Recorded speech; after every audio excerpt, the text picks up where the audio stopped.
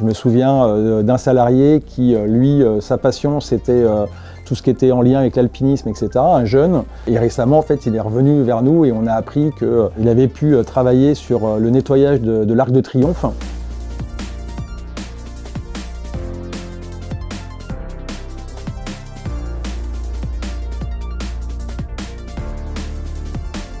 L'objet d'une entreprise d'insertion, c'est d'embaucher des personnes très éloignées de l'emploi, de les mettre en situation de travail réel sur nos différents métiers pour les aider à trouver un travail durable à la sortie. Dans une entreprise, on est vraiment acteur des parcours, de la façon dont on peut travailler l'accompagnement, l'insertion professionnelle, et c'est surtout que je suis convaincue, je l'étais déjà avant mais encore plus aujourd'hui, que la réussite des parcours passe par le travail.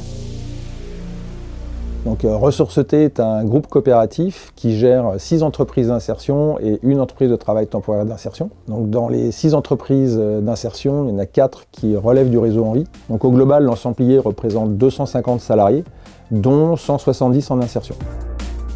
Quand un usager rachète un neuf, souvent il rend son ancien qui ne fonctionne plus. On les récupère, ils passent par le process de rénovation pour être revendus dans notre magasin pour ceux qu'on peut rénover. Et ceux qu'on ne peut pas rénover repartent pour faire du recyclage matière. L'objectif, c'est que rien ne se perd et tout est réutilisé. Concrètement, au quotidien, les salariés en insertion sont supervisés par des encadrants experts dans leur métier qui leur font développer des compétences techniques.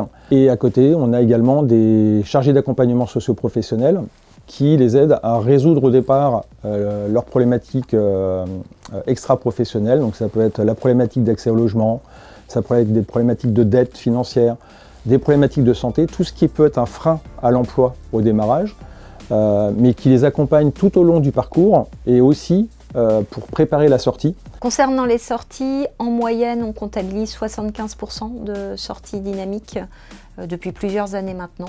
Une sortie dynamique au sens de la dette, ce sont toutes les sorties vers l'emploi, la formation qualifiante, voire des orientations vers d'autres SIAE. Notre métier, c'est pas de former des électroménagistes. En l'occurrence, c'est relativement rare qu'on place des salariés chez Darty, Boulanger ou dans les enseignes de l'électroménager.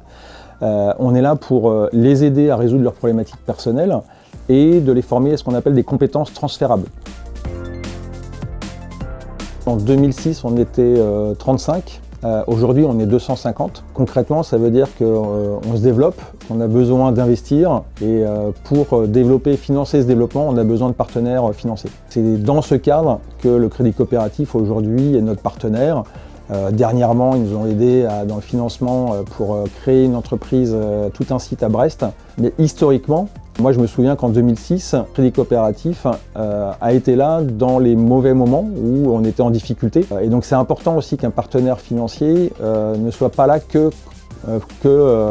on dit souvent qu'on prête qu'aux riches.